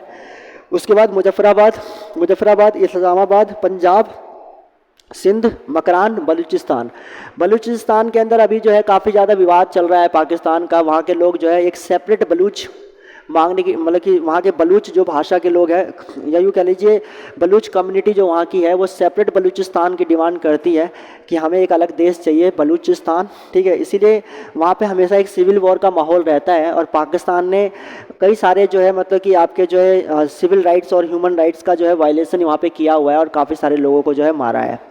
ये पाकिस्तान की पूरी कहानी मैंने आपको बता दी। दूसरी चीज़ मैंने आपको बताई कि 1947 में किस तरह से ये सारी चीज़ें हुई। उसका 1948 के अंदर क्या हुआ कि 1948 में आपका 1948 में आपका जो है वी डिसाइडेड, हमने क्या किया, हमने पाकिस्तान में एक तो हमने उनके आर्मी को बाहर नहीं निकाला। उसके बाद नेहरू जी थोड़े से आइडियलिस्ट थे, यू नो दैट, थोड़े क्या बहुत आइडियलिस्ट थे। गांधी जी के फॉलोवर थे तो आइडियलिस्ट तो होना बनता ही था। वो काफ़ी आइडियलिस्ट कैरेक्टर के इंसान हुआ करते थे। उन्होंने क्या कर दिया, उन्होंने जो है आपका जो है ये कश्मीर का मामला जो है ये यूनाइटेड नेशन के सामने रिप्रेजेंट कर दिया। यूनाइटेड नेशन लेके चले गए। उन्होंने सोचा कि भाई जब इंटरनेशनल लाइट हाईलाइट जब इस पे पड़ेगी, इंटरनेशनली ये हाईलाइट होगा जब उनकी लाइट पड़ेगी इस पे, तो कहीं ना कहीं जल्दी मामले का सॉल्यूशन निकल जाएगा। ये नेहरू जी की बहुत बड़ी गलतफहमी थी क्योंकि इंटरनेशनल आपका जो है मतलब कि इंटरनेशनल पैलेस पे, इंटरनेशनल प्लेस में या इंटरनेशनल लेवल पे जब कोई चीज़ आ जाती है तो बहुत सारे लोगों के बीच में होती है और बहुत सारे लोगों के बीच में होने की वजह से क्या हो गया कि ये जो मामला था ये और उलझ गया। क्योंकि पहले तो दो लोगों को अपने आपस में डिसाइड करना था कि भाई मैं सही या तू सही। अब यहाँ पर क्या होगा कि कई सारे देश थे और कई सारे देशों ने अपनी अपनी अलग अलग राय रखी और इसी राय की वजह से जो है वो लोग क्या हुआ कि उन लोगों के बीच में मामला और उलझ गया। और वहाँ पर यूनाइटेड किंगडम या यूँ कह ले ब्रिटेन और इधर USA United States of America, इन दोनों ने सोचा कि इंडिया और पाकिस्तान को इन दोनों मसले पर उलझा के ही रखा जाए, क्योंकि जितना ज़्यादा ये लोग एक दूसरे के साथ इस मसले पे उलझे रहेंगे उतना ज़्यादा जो है इनके डेवलपमेंट में कहीं ना कहीं रुकावट आएगी और वो जो है वो इन्वर्सली जो है वो बेनिफिट करेगा यूनाइटेड स्टेट्स को और आपका जो है आपका यूनाइटेड किंगडम को, जिससे कि वो इंडिया नहीं तो पाकिस्तान दोनों में से किसी एक की धरती को इस्तेमाल कर पाएंगे USSR के खिलाफ या कम्युनिज्म के खिलाफ। So this was the policy of that time of America और I will say the UK, and because of this policy what happened that in 1949 they sent the commission in Jammu Kashmir and then decided that the India and Pakistan will be on this particular ceasefire line, ठीक है ना, जो कि क्या कहते हैं आपका POK है। और उसके बाद जो है तो मतलब कि ये कश्मीर का इशू जो है वो उलझ गया, ठीक है, और वो तब से लेकर आज तक चल रहा है। लगभग 75 साल हो चुके हैं हमारे देश की आज़ादी को, ठीक है, उससे ज़्यादा ही हो गए हैं, लेकिन अभी तक जो है आपका कश्मीर का मामला जो है हमारा वो नहीं सुलझा है। दूसरी चीज़ क्या है, उसकी जगह पे अगर मैं बात करूं, एक है सीटो और एक है सेंटो। 1954 में जो है इसने क्या किया, पाकिस्तान जो है वो चला गया सीटो में, आपका south east Asia treaty organisation के अंदर चला गया 1954 के अंदर। ये सीटो कैसा ऑर्गेनाइजेशन था, बेसिकली सीटो एक ऐसा ऑर्गेनाइजेशन था जो कि क्या कहते हैं अमेरिका जो है USA लेड था, मतलब USA इसके अंदर जो है ज़्यादा मतलब क्या कह लो कि क्या कहते हैं USA का ज़्यादा इसके अंदर हस्तक्षेप था इसके अंदर, ठीक है। और USA के हस्तक्षेप के बाद क्या होगा कि इस पूरे के पूरे मैटर के अंदर आई विल से मैं बोलूँगा कि मतलब समझ लो कि USA ने इसको सपोर्ट दिया कि हम आपको सपोर्ट देते हैं, आप बेफिक्र हमारे साथ रहो, and let the China and India fight with each other, that was the scenario. But India and China did not fight with each other, even they signed Panchsheel in 1954। हमने पंचशील को साइन किया 1954 के अंदर, और इसको देखते हुए पाकिस्तान थोड़ा सा और डर गया, उसने जो है सेंटो साइन कर दिया 1955 में। 1955 में ये सेंटो क्या था, सेंट्रल जो है आपका ट्रीटी ऑर्गेनाइजेशन था, उसको साइन किया और उसमें चला गया ये, ठीक है, सीटो और सेंटो में। उसके बाद क्या हुआ, जैसे ही इसने सीटो और सेंटो में साइन किया हम लोगों ने कहा ठीक है, हम लोग भी चाइना को लेके चले गए थे, आपका जो है आपका इंडोनेशिया के अंदर हम उसको लेके चले गए, बांडुंग के अंदर, बांडुंग कॉन्फ्रेंस जो एशिया अफ्रीका का बांडुंग कॉन्फ्रेंस था, हम उसके अंदर उसे लेके चले गए और हमने कहा 1955 की बात है कि भाई ठीक है, आज से जो है चाइना भी जो है क्या कहते हैं मतलब कि नॉन अलाइनमेंट मूवमेंट को सपोर्ट करता है, इसलिए China will also be the part of Asia African conference और rather you will say the non alignment movement, ठीक है। और ये बात रियलिटी है, वो है भी इसका पार्ट। उसके बाद 1960 के अंदर जो है इंडस वाटर ट्रीटी, इंडिया और पाकिस्तान ने मिलकर जो है इंडस वाटर ट्रीटी और वाटर ट्रीटी जो है वो दोनों के दोनों साइन, मतलब कि दोनों ने मिलकर साइन किया। आई थिंक मेरे हिसाब से याह्या खान थे, याह्या खान थे और आपका जो है इधर जवाहरलाल नेहरू जी थे, इन दोनों ने मिलकर इंडस वाटर ट्रीटी जो है 1960 में साइन किया। इस इंडस वाटर ट्रीटी के अंदर था क्या बेसिकली, इस इंडस वाटर ट्रीटी के अंदर बेसिकली ये था कि हम लोग जो है तीन नदियों का पानी, जिसमें वेस्टर्न और ईस्टर्न में इसको बांट दिया गया। जैसे वेस्टर्न की पार्ट में अगर मैं बात करूं तो वेस्ट में जो इसकी पानी की नदी इसमें रखा गया रावी, व्यास और सतलुज को रखा गया, जिसका पानी जो है वो इंडिया यूज़ कर सकता है, ठीक है, ध्यान रखेंगे, ठीक है। और उसके बाद क्या कहते हैं आपका उधर साइड को जो है आपका झेलम, चिनाब और आपका जो है सिंधु नदी का पानी जो है वो पाकिस्तान यूज़ करेगा। उसमें वो चाहे इलेक्ट्रिसिटी प्रोड्यूस करे, बाकी सारी चीज़ें करे, पीने के पानी के लिए भी यूज़ कर सकता है। और इधर वाले को भी हम लोग इलेक्ट्रिसिटी और इस तरह की चीज़ों के लिए, पावर प्रोजेक्ट्स बनाने के लिए, सॉरी आपका डैम बनाने के लिए, इरीगेशन पर्पज़ से हम भी इसका यूज़ कर सकते हैं, but apart of consumption purpose. तो वेस्ट और ईस्ट में जो है नदियाँ बट गई, ठीक है। और उसमें जो पानी का जो डिस्ट्रीब्यूशन रहा उसमें 80% जो है वो पानी जो है आपका उसमें 80% जो वाटर था वो पाकिस्तान यूज़ करेगा, 20% वाटर जो है हम पूरा का पूरा जो इसका यूज़ करेंगे, that will be use by India. इसको जो है वर्ल्ड बैंक ने मीडिएशन किया था उस टाइम पे 1960 के अंदर, ध्यान रखेंगे इस बात का। एंड देन उसके बाद जो है आपका क्या हुआ, जैसे ही क्या कहते हैं हम यहाँ से आगे निकले तो उसके बाद जो है आपका 1965 में अगला जो स्टेप आएगा दैट इज़ क्या, इंडिया और पाकिस्तान का वॉर हो गया। यू नो दैट कि चाइना ने डिप्लोमेटिकली इनको सपोर्ट किया था इसके अंदर, ठीक है क्योंकि 1962 में हम चाइना से भिड़े थे और उसमें हम काफ़ी एक्सपोज हो गए थे कि हमारी मिलिट्री उतनी प्रिपेयर्ड नहीं थी, और जिसकी वजह से चाइना ने जो है हमारा अक्साई चीन का जो है वो आपका 14,700 मील का जो एरिया है, जिसको 38,000 किलोमीटर जो है स्क्वायर किलोमीटर में हमारा फैला हुआ एरिया है, वो उसने हमसे छीन लिया, ठीक है। जो कि मौजूदा आपका भूटान जो है, भूटान से कुछ ही कम होगा। भूटान के पास 38,394 स्क्वायर किलोमीटर का एरिया है, हमारे पास 38,000 तो सिर्फ चाइना लेके बैठा हुआ है अक्साई चीन का, बल्कि 41,285 स्क्वायर किलोमीटर का एरिया तो स्विट्ज़रलैंड के पास है। तो यू कैन फाइंड कि ज़्यादा डिफरेंस नहीं है स्विट्ज़रलैंड और क्या कहते हैं अक्साई चीन जितना हमारा कब्जा हो रखा है। तो यू कैन अंडरस्टैंड कि कितने बड़े एरिया में है हिंदुस्तान। ओके आगे बढ़ते हैं। उसके बाद क्या है, उसके बाद आपका जो है 1974 आपको पता है 1965 में इंडिया पाकिस्तान का वॉर हुआ। पाकिस्तान को हमने बहुत बुरी तरह से वहाँ पे मात दी और 1966 में जो है ताशकंद का समझौता हुआ इसके बाद। और उसके बाद अगर हम आगे बढ़े तो 1971 में फिर आपको पता है कि Indira Gandhi led government of India helped the, I will say, the local group of Eastern Pakistan, that was the Mukti Wahini, and the leader of that I think leader of that Awami League. I think Awami League was the party there, and Awami League's president, that was Sheikh Mujibur Rahman.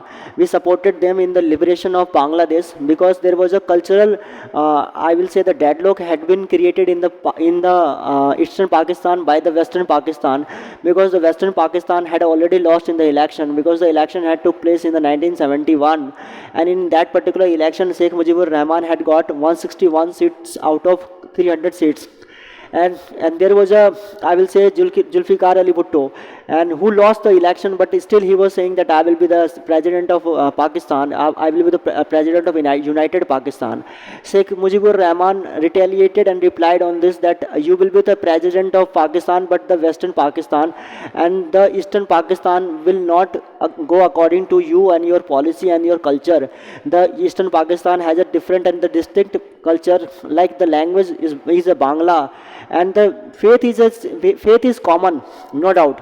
The faith is common between both of us, but actually the culture is different, and culture depends upon the geography, and the geography of the Eastern Pakistan belongs to the Bengal, like a Bangla, and the people of that particular region belongs to the Bangla culture, So that's why they demanded that the Bangla should also be the official language.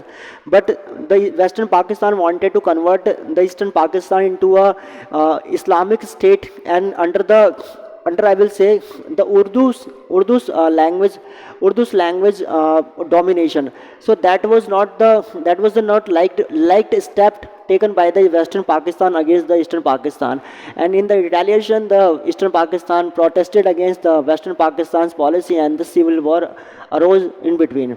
So the India was obviously India. Why India would disturb or the interfere in the internal affairs of a country? But the problem was what, that the because of this civil war outbreak in Eastern Pakistan, the lot of population from the Eastern Pakistan came in India. Like more than 1 crore people migrated from Eastern Pakistan to India, and the population of India suffered from this. The existing population of India suffered from this, and a part of it, I will be saying that India was facing the I will say the India was facing the extremely high poverty that time.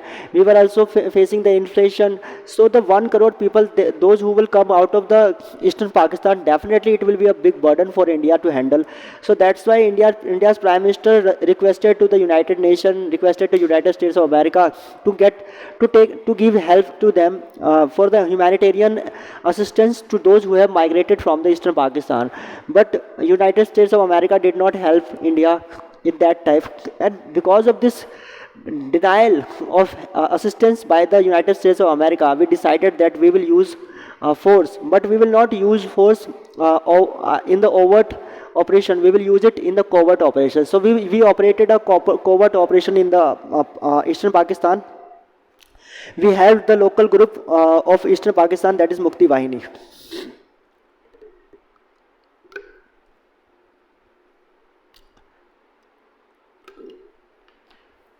After that what happened, 1971 में finally हमने जो है liberate करवा दिया बांग्लादेश को, और उसके बाद जो है इस लिबरेशन के बाद जो है आपका शिमला में एग्रीमेंट हुआ. शिमला में 1972 के अंदर एक एग्रीमेंट हुआ. उसमें मेनली 3 चीज़ों में बात की गई थी. पहला जो शिमला एग्रीमेंट में बात की गई थी वो ये की गई थी कि याद करो 1948 जब यूनाइटेड नेशन में हम गए थे और हमने मल्टीलैटरली सोचा था कि पाकिस्तान और कश्मीर का मसला जो है हम सुलझा लेंगे. क्या ये हो पाया? याद करो जुल्फ़िकार अली भुट्टो, याद करो. उस टाइम के तुम्हारे प्रधानमंत्री हुआ करते थे लियाकत अली भुट्टो और लियाकत अली खान. याद करो भुट्टो, क्या वो सफल हो पाया? तो लियाकत अली खान को याद करते हुए जुल्फ़िकार अली भुट्टो ने कहा नहीं नहीं नहीं.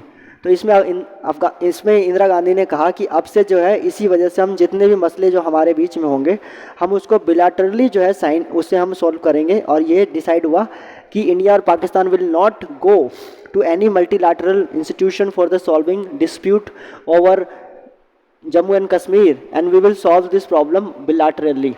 Okay. Second thing, that we will enhance the cooperation, the economic cooperation between, and we will enhance the trust, and we will fulfill the trust deficit rather than I will say, and we will enhance the people to people exchange of culture and the relations, we will say. And after that, third one was what? Third one was also very important. तीसरे में ये किया गया कि India और पाकिस्तान के बीच में जो ये पीओके की लाइन है, इस पीओके की लाइन को हम आगे से सीज फायर लाइन के तौर पर रखेंगे, एंड आफ्टर एट जो है इसको हम जो है आगे भी पीसफुली जो है मेंटेन करेंगे. सो this was the policy in 1972 Shimla agreement. हालांकि इंदिरा गांधी का काफ़ी इसके अंदर जो है क्रिटिसिज्म होता है कि आपने जो है मतलब ज़्यादा मतलब कि डिमांड्स नहीं रखनी चाहिए थी, ठीक है ना, हमारे पास चांस था. ओके. उसके बाद आई विल से उसके बाद हमने क्या कहते हैं 1984 में क्या हुआ कि छोटा पाकिस्तान फिर भी नहीं सुधरा, और उसने क्या किया कि उसने एक ऑपरेशन चलाने की कोशिश क्या कहते हैं उसने जो है मतलब कि चुपके से क्या कहते हैं जो है आपका सियाचिन ग्लेशियर के अंदर जो है अपनी आर्मी उतार दी. ये बात हमें पता चली बाद में, और हमने एक ऑपरेशन मेघदूत चलाया, और ऑपरेशन मेघदूत में जो है हमने पाकिस्तान को खूब धो धो के मारा, ये कहते हैं बर्फ़ के अंदर घुसा घुसा के मारा, और उसके बाद हमने उन्हें वहाँ से निकाला। उसका 1989 में फिर दोबारा क्या कहते हैं हम दोनों ने साइन किया ट्रीटी को कि we will not to attack on the nuclear installation. याद होगा उस टाइम पे राजीव गांधी हुआ करते थे, उन्होंने इसको न्यूक्लियर आपका इंस्टॉलेशन जो है उसके ऊपर कोई भी अटैक नहीं करेगा, इस बात को लेकर जो है हम दोनों ने एक दूसरे के साथ आपने ट्रीटी साइन की। Then in 1989 entered Kashmir militancy, और उसके बाद क्या हुआ, जैसे हमने ये साइन किया यहाँ पे पाकिस्तान को सुधरना चाहिए था, इन्होंने मिलिटेंसी जो है वो क्या कहते हैं मतलब कि आपकी बढ़ा दी यहाँ पर क्या कहते हैं जम्मू कश्मीर के अंदर। आपको पता होगा कि पाकिस्तान के अंदर दो ग्रुप है, एक है आपकी लश्कर तैयबा और एक है जैश मोहम्मद। लश्कर तैयबा को ऑपरेट करता है आपका जैश मोहम्मद बोलता हूँ। देखो जैश मोहम्मद को तो मसूद अजहर करता है, ठीक है, और मेरे हिसाब से आपका जो है लश्कर तैयबा जैश मोहम्मद लश्कर तैयबा को शायद हाफिज़ करता है, ठीक है। और अगर जम्मू कश्मीर के अंदर जो है जम्मू कश्मीर के अंदर ही अगर हम ग्रुप की बात करें जो कि पाकिस्तान को सपोर्टेड ग्रुप है, जो पाकिस्तान को सपोर्ट करता है, that is Jammu Kashmir liberation front है एक तो। लेकिन उसके काफ़ी सारे नेता अब इंडिया के अंदर जो है इंडिया की डेवलपमेंट में या इंडिया के साथ डेवलपमेंट के लिए राजी है, और कहीं ना कहीं वो सुधर गए। 1996 के बाद वो लोग एक्टिव हुए थे, हालांकि जहाँ तक मुझे आइडिया है, और बाद में सुधर गए वो लोग। और दूसरा जो है वो है हिजबुल मुजाहिदीन। ये मुजाहिदीन जो अफ़गानिस्तान वाला है ना, उसी मुजाहिदीन का जो है एक दूसरा ब्रांच कह सकते हो, हिजबुल मुजाहिदीन।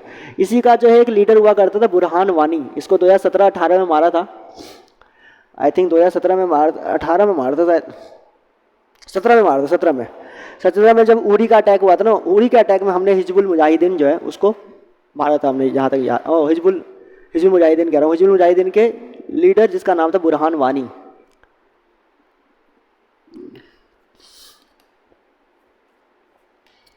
उसके बाद आपका 1991 के अंदर जो है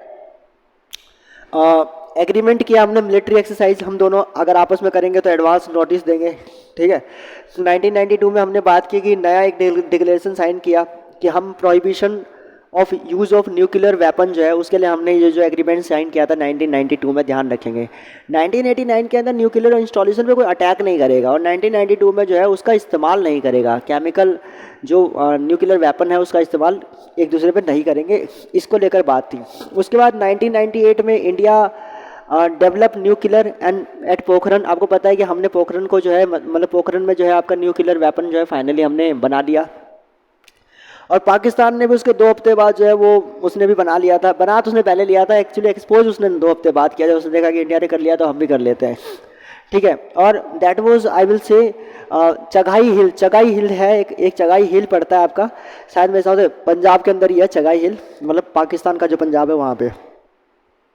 उसके बाद अगर हम बात करें 1999 में लाहौर डिक्लेरेशन हुआ, और अटल बिहारी वाजपेयी वहाँ पे नवाज़ शरीफ के साथ इन्होंने जो है रिलेशनशिप को दोबारा से बॉन्ड करने की कोशिश की, जबकि 1998 के अंदर अभी जस्ट, लेकिन आपका ये हुआ था शायद मेरे हिसाब से जहाँ तक मुझे पता है मार्च में हुआ था, मार्च या फरवरी में ऐसा हुआ था, और मार्च फरवरी में हमने डिसाइड किया था, हमने लाहौर डिक्लेरेशन के तहत मुंबई से लेकर लाहौर दिल्ली से लेकर लाहौर तक की बस भी चलाई थी, और उसमें पंडित जवाहरलाल अटल बिहारी वाजपेयी जो है खुद चल के गए, मतलब कि बस बैठ के गए थे बस के अंदर, लेकिन फिर भी जो है आपका बात नहीं बनी, और मई के अंदर उन्होंने कारगिल कर दिया। परवेज़ मुशर्रफ उस टाइम पे प्रेसिडेंट के मतलब कि वहाँ पे आर्मी के चीफ हुआ करते थे, और कहते हैं कि नवाज़ शरीफ के बिना बताए उन्होंने अटैक कर दिया, और बाद में नवाज़ शरीफ को इन्होंने गिरफ्तार करके जो है रख लिया। That was the scene of Nawaz Sharif I will say. उसके बाद आपका जो है 1999 में कारगिल हो गया। 1999 में आपका को पता होगा IC-814 जो है उसका हाईजैक हो गया, ठीक है ना, वो भी एक हमारे लिए क्या कहते हैं बड़ा एक प्रॉब्लमेटिक सिचुएशन था, ठीक है। 2001 में पार्लियामेंट पे अटैक हुआ। 2008 में जो है आपका हमने तुर्कमेनिस्तान, अफ़गानिस्तान, पाकिस्तान और इंडिया ने मिलकर जो है आपका गैस पाइपलाइन को बढ़ाने का हमने प्रॉमिस किया एक दूसरे के साथ, तापी नाम था उसका। उसके बाद 2008 में फिर मुंबई अटैक हो गया। समझौता एक्सप्रेस का भी अटैक हुआ 2007 में। उसके बाद 2014 में जो है सार्क नेशंस जो है वो आई PM मोदी जी के शपथ समारोह में, जिसमें कि नवाज शरीफ को ही बुलाया गया, ठीक है। और उसका 2016 में जो है आपका पठानकोट। अच्छा, सार्क नेशन में एक चीज़ क्या हुई कि सार्क नेशन में जब आपके सारे लीडर्स आए सार्क देशों के, मॉरिशस, आपके श्रीलंका, पाकिस्तान, अफ़गानिस्तान, ठीक है। उसके बाद आपका जो है नेपाल, भूटान, बांग्लादेश, ठीक है। इनके सारे जो देश, ये सारे के सारे जब देश वहाँ पहुँचे, कितने देश हो गए? श्रीलंका, मॉरिशस 2, इंडिया, अफ़गानिस्तान, पाकिस्तान 5, और आपका नेपाल, भूटान, बांग्लादेश 8, ठीक है, 8 देश हो गए। तो जब ये लोग आए, इन्होंने जबकि सार्क देश जब आया, तो उसमें क्या हुआ कि नवाज शरीफ ने पाशमीना शॉल दी गिफ्ट में, ठीक है। पाशमीना शॉल दी गिफ्ट में, मोदी जी को चिढ़ाने के लिए दिया, जो भी हो, वो भी क्योंकि वो पीओके से बना हुआ था, ठीक है। तो मोदी जी भी तेज थे, मोदी जी ने बाद में जाकर जो है क्या कहते हैं, मलमल की शॉल दी। पाशमीना शॉल दी थी तो मलमल की शॉल, हाँ मलमल की शॉल दी। मलमल की शॉल जो थी वो बांग्लादेश की थी। तो उन्होंने एक इशारा दिया कि बदतमीजी मत करना, ठीक है, नहीं तो जो हाल बांग्लादेश का किया हुआ है ईस्टर्न पाकिस्तान का, कहीं वो इस पाकिस्तान में ना कर दूँ। तो the diplomacy, the cultural diplomacy you will see, या खैर ये एक तरह का, एक कहते हैं ना कि एक तरह का एक तरह का क्या कहते हैं, मतलब कि एनालिसिस हो सकता है इस तरह का, लेकिन ऐसा कोई है नहीं, खैर जो भी है। उसके बाद आपको पता है कि 2016 में जो है वो आपका पठानकोट में हमला हुआ। हालांकि मोदी जी 14 के बाद 15 में जो है एकाएक चले गए थे नवाज़ शरीफ के पास, जो है लाहौर के अंदर शायद, और उसमें जो है मतलब कि उनके बर्थडे में क्या कहते गए थे, डायरेक्ट क्या कहते हैं उन्हें सरप्राइज़ करने के लिए। उसके बाद आपका मैं कहूँ कि क्या कहते हैं आपका, फिर उसके बदले में जो है पठानकोट हो गया आपका, हमारे जो इंडियन एयरफोर्स है उसके ऊपर हमला हो गया पठानकोट में, और हमारे शायद 11 या 12 एयरफोर्स के आर्मी मारे गए थे। उसके बाद आपका जो है दूसरा हमला हमारा हो गया उरी के अंदर हमारे जो है एयरफोर्स को मारा गया। लेकिन फिर हम लोगों ने कहा कि अब ये बहुत इनफ हो गया, and we launch operation of surgical strike. Uri का सर्जिकल स्ट्राइक हमने किया रिटर्न में। और उसके बाद आपका दूसरा जो मसला हो गया वो 2019 में पुलवामा का हमला, और पुलवामा के हमले के बाद आपको पता है बालाकोट एयर स्ट्राइक हमने किया 2019 के अंदर। तो ये लगभग इतने सारे क्या कहते हैं मतलब कि जो है आपके इंसिडेंट्स आप देख सकते हैं बैक टू बैक आपका पाकिस्तान के साथ हुआ। लेकिन फिर भी हमारे रिश्ते जो है पाकिस्तान के साथ सुधरने का जो है नाम नहीं लेते, ठीक है। 2019 से ही जो है हमने उसको मोस्ट फेवरेट नेशन का दर्जा जो है वो भी हटा रखा है।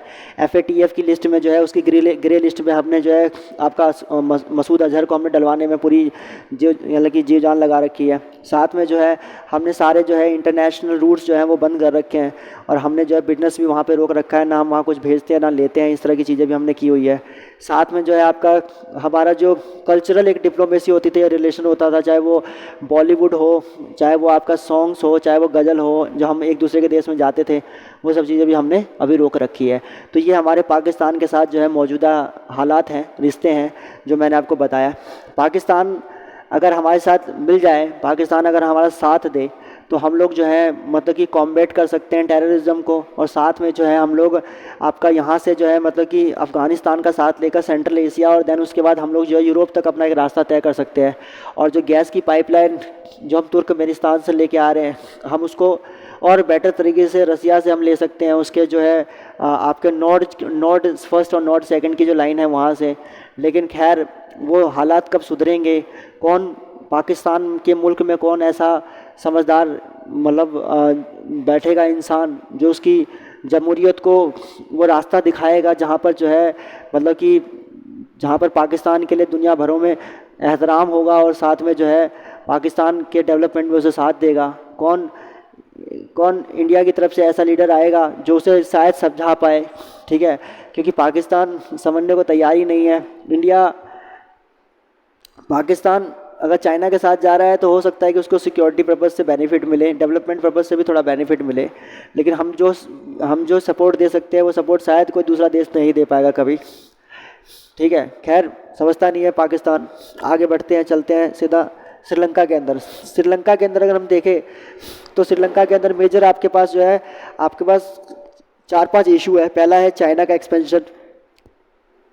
श्रीलंका के अंदर चाइना का एक्सपेंशन बहुत बढ़ गया है। इसके ईस्टर्न साइड में अगर मैं बात करूं, इसके वेस्टर्न साइड में एक पोर्ट है, इसका नाम है हम्बनटोटा। हम्बनटोटा में पहले क्या किया इसने, बहुत सारा पहले पैसा दिया चाइना को, असिस्टेंस दिया, लाइन ऑफ क्रेडिट प्रोवाइड किया। लाइन ऑफ क्रेडिट प्रोवाइड करने के बाद जो है श्रीलंका उनके पैसे वापस रिटर्न नहीं कर पाया, और रिटर्न ना कर पाने की वजह से क्या हुआ कि श्रीलंका ने जो है अपना हम्बनटोटा पोर्ट जो है वो चाइना को इसके बदले में 99 ईयर्स के लिए लीज पे दे दिया। और वो जो है एक बहुत बड़ा कंसर्न हो गया है इंडिया के लिए, क्योंकि चाइना जो है बिल्कुल वो आपका हमारा बैठ गया है आकर साउथ के अंदर, ठीक है। हालांकि वादा किया है श्रीलंका ने कि उसको जो है किसी भी तरह के किसी मिलिट्री पर्पस के लिए यूज़ करने से रोकेगा, चाइना नहीं करेगा उसको, ये एश्योरिटी जो है श्रीलंका ने इंडिया को दिया है। लेकिन फिर भी अगर इकोनॉमिक का पर्पस से भी अगर वो वहाँ पे बैठा हुआ है, वो भी एक खतरा है, क्योंकि कोई भी देश जो है किसी देश को कॉलोनलिज्म के प्रोसेस में सबसे पहले तभी लेके आती है जब वो उससे पहले अपना मार्केट बनाती है, फिर उसको पैसा देती है और उसके बाद इकोनॉमिकली उसे गुलाम बनाती है, देन लीगली एंड पॉलिटिकली। तो एक तरह का ये बहुत बड़ा क्या कहते हैं, चाइना का जो एक्सपेंशन है आपका यहाँ पे, ये बहुत बड़ा थ्रेट है। अच्छा, चाइना का एक्सपेंशन पाकिस्तान के अंदर भी है। पाकिस्तान के अंदर उसका जो है चाइना पाकिस्तान इकोनॉमिक कॉरिडोर का एक प्रोजेक्ट है, आपका BRI का project, built and road initiative जो है चाइना का, उसके तहत वो वहाँ पर जो है मतलब कि CPEC का निर्माण कर रहा है, जो जिनजियांग प्रोविंस से लेकर सिंध के जो है आपका ग्वादर पोर्ट तक जो है फैला हुआ है, जो कि उनको डायरेक्ट कनेक्टिविटी देता है ग्वादर पोर्ट के अंदर, अरब सी के अंदर। वरना उनको जो है वो आपका स्टेट ऑफ मलक्का से पूरा घूम कर आना पड़ता था साउथ चाइना सी के तरफ से होते हुए। इससे उनको जो है एक डायरेक्ट कनेक्टिविटी मिल गई है आपका अरब सी के अंदर, और जिससे कि उनको जो है सेंट्रल एशिया या यूँ कह लीजिए वेस्ट एशिया अफ्रीका तक जाने के लिए एक शॉर्टकट वे मिल गया है। तो ये अपने आप में जो है एक बहुत बड़ा कह सकते हैं कि विन विन सिचुएशन है आपका अमेरिका चाइना के लिए, और पाकिस्तान और चाइना के रिश्ते इन दोनों की वजह से काफ़ी बेटर हुए हैं, काफ़ी अच्छे हुए हैं। दूसरी चीज़ अगर हम बात करें कि चाइना का एक्सपेंशन जो है वो हम्बन टोटा है, श्रीलंका में भी काफ़ी बड़ा जो मैंने बताया हम्बन टोटा। उसके बाद दूसरा जो सबसे बड़ा इशू है वो फिशरमैन का इशू है। फिशरमैन का इशू क्या है, इंडिया और श्रीलंका के बीच में पड़ता है आपका पाक स्ट्रेट। पाक स्टेट के इधर साइड को गल्फ ऑफ मन्नार है, ठीक है, गल्फ ऑफ मन्नार है, और ये हमारा पाक स्टेट पड़ता है। अब इसके अंदर दिक्कत क्या हो रही है कि यहाँ पे जो है जो आपका इंटरनेशनल जो मैरीटाइम बॉर्डर है, जो क्या कहते हैं आपका इंटरनेशनल सी लाइन बॉर्डर है, उस बॉर्डर के बाहर जो है उसमें ज़्यादा मछलियाँ नहीं रह गई है। जो इंडिया के साइड जो 200 न्यूटिकल माइल तक का जो बॉर्डर है, उसमें ज़्यादा मछलियाँ ना रहने की वजह से क्या होता है कि इंडिया के फिशरमैन जो है, जो तमिलनाडु के मेनली होते हैं, वो सारे के सारे जो है फ़िश पकड़ने के लिए जो है वो आपका इस लाइन को क्रॉस करके जो है, और वो चले जाते हैं कहाँ पे, पाक स्टेट को क्रॉस करके वो चले जाते हैं श्रीलंका की साइड में। और श्रीलंका क्या करता है, श्रीलंका जो है उन लोगों को पकड़ लेता है, ठीक है। अच्छा, एक चीज़ और है, ये लोग एक चीज़ का इस्तेमाल करते हैं, मैं उसका नाम भूल रहा हूँ यार, ट्रोलर होता है, पता नहीं ट्रोलर होता है समथिंग, ट्रोलर का इस्तेमाल करते हैं। ट्रोलर क्या होता है कि जब आप नदी में जब जाल बिछाते हैं तो जाल बिछाने में उस ट्रोलर का इस्तेमाल करते हैं जो खींच के लेके आते हैं ना, तो उसमें मछली नहीं बल्कि जो नीचे जो आपका एक्वेटिक जो एनिमल्स होते हैं, जो क्या कहते हैं मतलब कि आपके नीचे जो क्या कहते हैं एनिमल्स होते हैं, या जो नीचे जो बायोडाइवर्सिटी होती है, उस पर्टिकुलर बायोडाइवर्सिटी को नुकसान पहुंचता है, क्योंकि वो भी उखाड़ के ले आते हैं आप। वो हालांकि आपके कब इस्तेमाल का नहीं होता, लेकिन मछली के साथ वो भी आ जाता है, क्योंकि ट्रोलर को थोड़ा पता है कि वो क्या क्या खींच के लेके आ रहा है। इससे क्या होता है कि उनकी बायोडाइवर्सिटी में भी प्रॉब्लम आती है, और इसका इम्पैक्ट मछलियों पर भी पड़ेगा ही पड़ेगा। इस चीज़ की वजह से क्या है, श्रीलंका काफ़ी अपोज करता है और इन फिशरमैन को वो पकड़ लेता है, कईयों को तो जान से मार देता है। लगभग हर साल 2018, 19, 20, हर साल 21 में भी लगातार 150-200 फिशरमैन हमारे हर साल मरे हैं, या कई लोगों को गिरफ्तार कर लिया गया है, कईयों के पोर्ट को कईयों के जहाज़ को डुबा दिया गया, और क्या कहते हैं वो जो नाव होती है उनको डुबा दिया गया है। इस तरह के बहुत सारे इंसिडेंट देखने को मिलते हैं, और इन सारे इंसिडेंट को जो है, इन इंसिडेंट की वजह से जो है तमिलनाडु में अभी हाल ही में मैंने देखा था कि तमिलनाडु के जो चीफ मिनिस्टर है स्टालिन ने भी क्या कहते हैं इसके बारे में काफ़ी क्रिटिसिज्म किया था कि जल्दी से इस डिस्प्यूट को सॉल्व किया जाए, नहीं तो वरना जो है आने वाले टाइम में काफ़ी प्रॉब्लम अराइज हो सकती है। तो पहली प्रॉब्लम चाइना का एक्सपेंशन, दूसरा है फिशरमैन का प्रॉब्लम, और उसके बाद तीसरा क्या है कि यहाँ पर देखो इंडिया से वादा किया था चाइना ने, श्रीलंका ने, कि वो जो है हमें अपना पोर्ट डेवलप करने को देगा। यहाँ पे एक पोर्ट है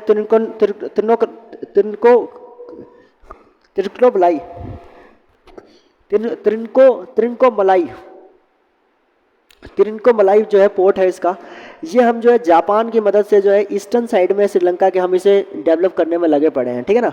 और ये जो पोर्ट है ये भी बहुत इंपॉर्टेंट है मेरे हिसाब से। यहाँ पे गैस की जो है वो गैस और क्या कहते हैं ऑयल का टैंक है, शायद तिरुनकोमलाई में ही है। इसमें क्या कहते हैं पहले वर्ल्ड वॉर सेकंड के टाइम पे जो है ब्रिटेन इसे यूज़ किया करता था इंडियन नेवी के, ब्रिटेन नेवी के लिए, जो वर्ल्ड वॉर में मदद करती थी जापान के खिलाफ। आई थिंक वो उसी का ही है जहाँ तक मुझे आइडिया लग रहा है, उसको क्या कहते हैं डेवलप करने में लगा पड़ा है। अच्छा, फिशरमैन के से एक और विवाद है, वो है कच्छा थीवू क्या कहते हैं आइलैंड। अब कच्छा थीवू आइलैंड क्या है, कच्छा थीवू आइलैंड जो है वो इंडिया और श्रीलंका के बिल्कुल स्टेट ऑफ क्या कहते हैं स्टेट ऑफ क्या कहते हैं आपका जो है पाक स्टेट के बिल्कुल बीच में है।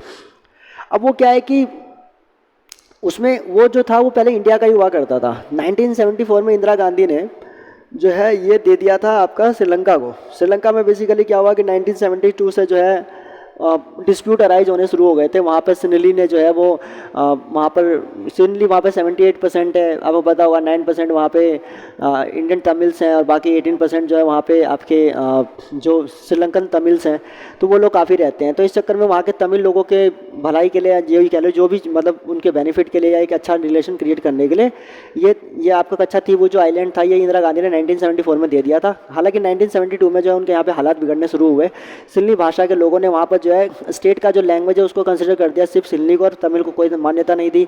सरकारी नौकरी में भी उन्हीं को दिया गया। इसकी वजह से 1976 में क्या हो गया कि वहाँ पर लिट्टे का जन्म हुआ और लिट्टी के जो जो हुआ करते थे आपके लीडर हुआ करते थे प्रभाकरण, उनके अंडर में जो है लिट्टे का वहाँ पे इन्वेंशन और की आपका क्या कहते हैं मतलब कि एग्जिस्टेंस आया, इस्टेब्लिशमेंट हुआ और वहाँ से लड़ाई शुरू हो गई। 1993 से फाइनल लड़ाई स्टार्ट हुई। उसका 1987 में जो है आपका श्रीलंका पीस एकॉर्ड जो है साइन किया गया, India Sri Lanka peace accord sign किया गया, जिसमें राजीव गांधी जी ने इंडियन पीस कीपिंग फोर्स को भेजने का वादा किया, जो कि गया भी वहाँ पे। उसने काफ़ी सारा वहाँ पे इसी लिट्टी के क्या कहते हैं ऑर्गेनाइजेशन के लोगों को मारा भी, ठीक है ना। हालांकि उस बात को लेकर काफ़ी भुगतान भी करना पड़ा बाद में हमें, लेकिन terrorism was not the solution ever. बाद में उसे हमने ख़त्म किया और 1990 में वहाँ से हमारी जो है पीस कीपिंग फोर्स वापस आ गई। लेकिन 1991 में जो है उन्होंने राजीव गांधी की हत्या कर दी और उसके बाद फाइनली लिट्टे जो है उसका डिस्प्यूट ख़त्म हुआ था 2009 के अंदर जाके। तो ये पूरा का पूरा मामला जो था उसी के बीच में तिरुवन्नामलाई क्या कहते हैं आपका जो कच्चा तीबू आइलैंड जो है वो इंदिरा गांधी ने 1974 में दे दिया था किसको, श्रीलंका को। और इसकी वजह से क्या होगा कि अब जो यहाँ के फिशरमैन है वो कहते हैं कि यार हमारा आइलैंड है, कल को हमने गिफ्ट दिया था माना कि चलो ठीक है, लेकिन कल को हमारे अगर फिशरमैन जाते हैं वहाँ पे अपना नेट वेट सुखाते हैं तो आप उनको मार देते हैं, उनको गिरफ्तार कर लेते हैं। ये कहाँ की इंसानियत है कि हम आपकी मदद करें और आप हमारे साथ ऐसा ऐसा व्यवहार करें। इस चक्कर में क्या होता है कि वहाँ पर जो है आपका यहाँ पर क्या कहते हैं आपका जो है काफ़ी मतलब कि लोग जो है नाराज़ हैं इसको लेकर और वो कहते हैं कि कच्चा तीबू जो आइलैंड है उसको इंडिया को वापस ले लेना चाहिए।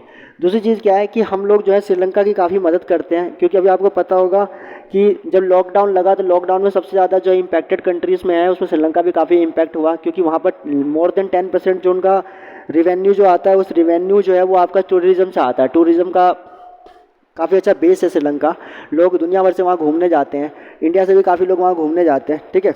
जैसे बांग्लादेश के अंदर आप कह सकते हैं ना कि जैसे इंडिया के अंदर जो भी टूरिस्ट आते हैं उसमें से हर 5 में से पहला एक बंदा जो है वो बांग्लादेशी है, उसी तरीके से श्रीलंका के अंदर हर 5 में टूरिस्ट में से एक इंडिया जो है एक बंदा जो है वो इंडियन है। तो यहाँ पर क्या है कि यहाँ पर लोग घूमने बहुत आते हैं और यहाँ पर घूमने नहीं आए तो इस वजह से क्या होगा कि यहाँ पर इनका जीडीपी को बहुत नुकसान हुआ और इसकी वजह से जो है इनको यहाँ पे फाइनेंशियल इमरजेंसी लगानी पड़ी। तो हमने लाइन ऑफ क्रेडिट के तहत, याद करो आई के गुजराल क्या कहते थे, जितना ज़्यादा इनको असिस्ट कर सकते हो करो, ठीक है ना, विदाउट एनी रेसिप्रोकल बेनिफिट। तो विदाउट एनी रेसिप्रोकल बेनिफिट जो है we supported Sri Lanka in the recent time. I am telling you, हमने 400 क्या कहते हैं 400 मिलियन का $400 मिलियन US का जो है हमने लाइन ऑफ क्रेडिट दिया जो है वो स्वैप किया है। मतलब हमने ये कह लो कि कर्जे के तौर पे कर्जा जो है हमने माफ़ किया, लाइक इस तरह का कह लो 400 क्या कहते हैं मिलियन डॉलर का। दूसरा क्या है 500 मिलियन अभी रिसेंट में हमने जो है फ्यूल के लिए दिए हैं, फ्यूल के क्या कहते हैं क्रेडिट के नाम पे जो है हमने इसे दिया है श्रीलंका को 500 मिलियन US। और चाइना भी बहुत दे रहा है, लेकिन हमें चाइना को ही काउंटर करने के लिए जो है लगातार श्रीलंका की मदद करनी है, वरना ये दूसरे पाले में गिर सकता है। ये सारे के सारे मेजर डिस्प्यूट हमारे चल रहे हैं किसके साथ, आपके श्रीलंका के साथ। उसके बाद अगर हम बात करें आगे, अगर हम चले